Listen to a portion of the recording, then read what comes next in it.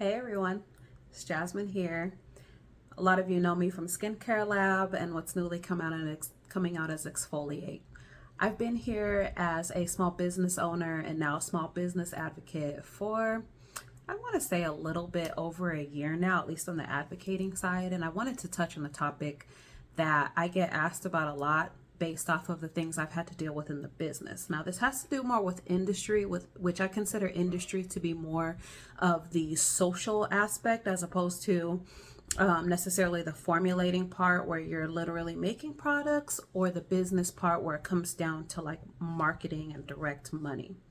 The industry is the social part of the business. Part of the industry and the social side that not a lot of people talk about is how the industry and being a business owner basically robs you of your humanity, especially when we are forced to be a social media personality and you have to interact with people on a daily basis. Especially for me, I know a lot of people are introverted, but I'm very introverted and I get a lot of social anxiety. I get a lot of anxiety when people are coming to my inbox asking me a lot of questions, but this is kind of what comes with the business.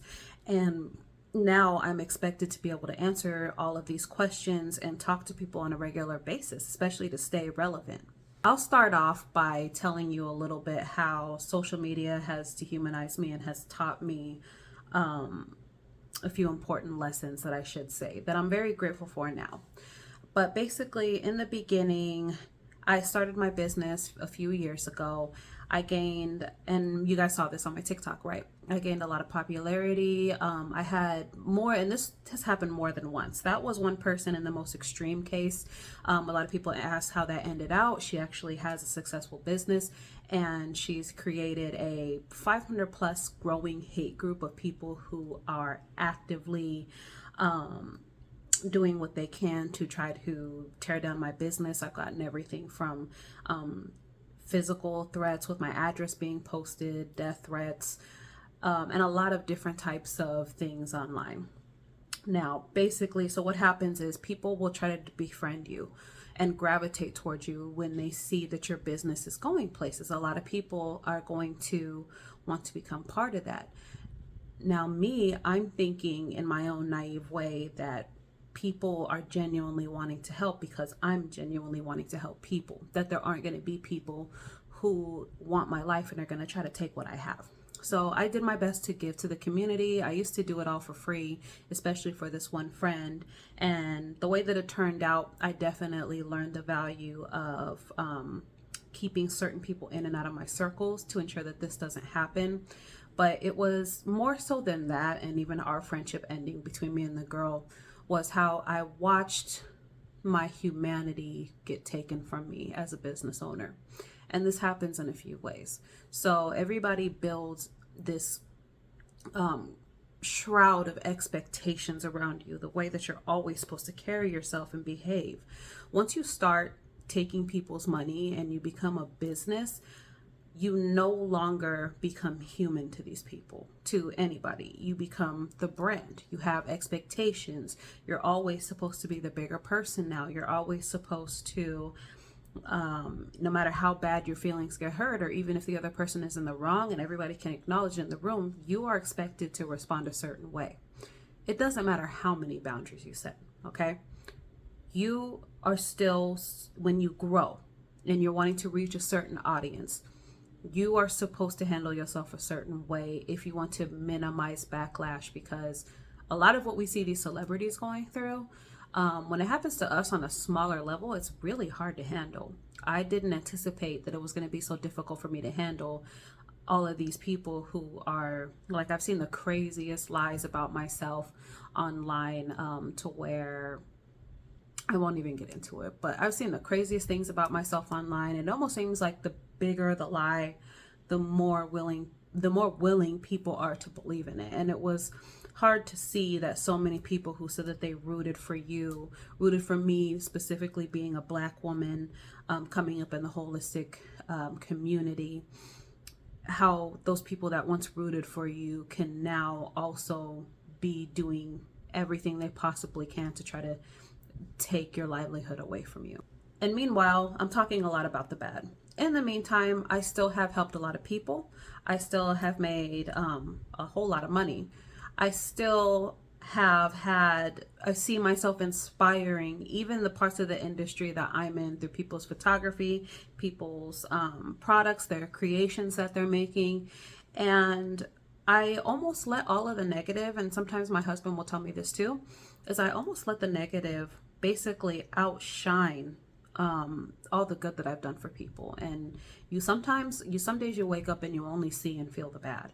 And it's just like you question yourself and be like, well, maybe I'm doing something wrong. And maybe these people, you almost let it get to you. And I lost myself a little bit in allowing people to make me, even me, believe something different about myself for a little bit. But the confirmation that I need and doing everything that I'm doing and continuing to move forward is that I'm genuinely seeing myself making a positive impact in people a lot more. But it did make me recluse and not want to be myself. So I started just being authentic. It doesn't mean I have to bash anybody. I have to get out there and fight back or defend myself. It just means remaining authentic to me. Truth be told, if you try to address every single issue, every time somebody says something new and crazy about you, you're giving them validity and throwing yourself in that circle, which I promised myself that I wouldn't do for me, knowing who I am and how I react to these types of things. One of the ways that I had to get myself back was I had to realign myself.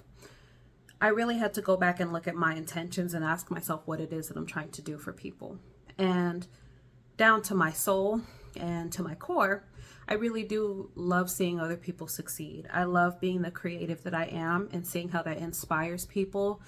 And I really do get a profound joy from helping people in their own businesses and watching them flourish, and being able to know that I planted those seeds is such an honor to me. I really do love that. So I had to realign myself and look at everything I'm doing, even down to my business model. Is this really benefiting those people in my community and those that are supporting me? And getting back into talking to those people, because for a while when you go through that kind of social media backlash, it is embarrassing. But I'm not ashamed of it anymore. It's a part of my story. I am not perfect in many ways, and I've never been ashamed of that before. So just because a few people love to highlight my flaws doesn't mean that I validate that and allow them continue to do that in my life.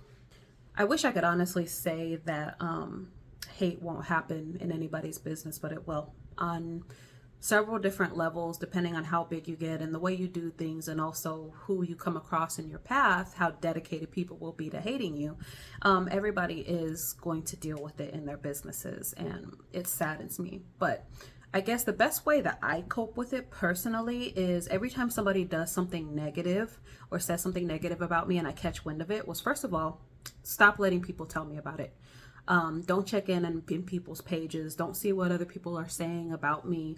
Don't try to keep an ear tuned to the street unless it's somebody that's like, say, in one of my groups and going out and selling my formulas, which I also had to kick somebody else out for doing that because they took my formulas that I made.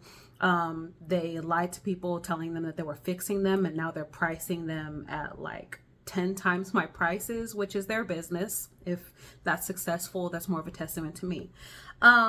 Ask people not to tell me about it unless it was an urgent matter like that.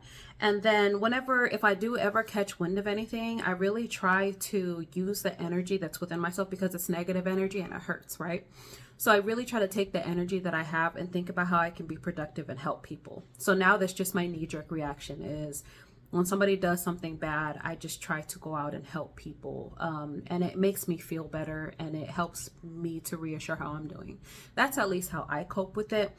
And also to just talk to myself, do some self-talk in my head and let myself know like that it's okay, and that, people are mean and that's how they're going to be in this world. And I can't let their hurt become a part of me, and I can't consume that.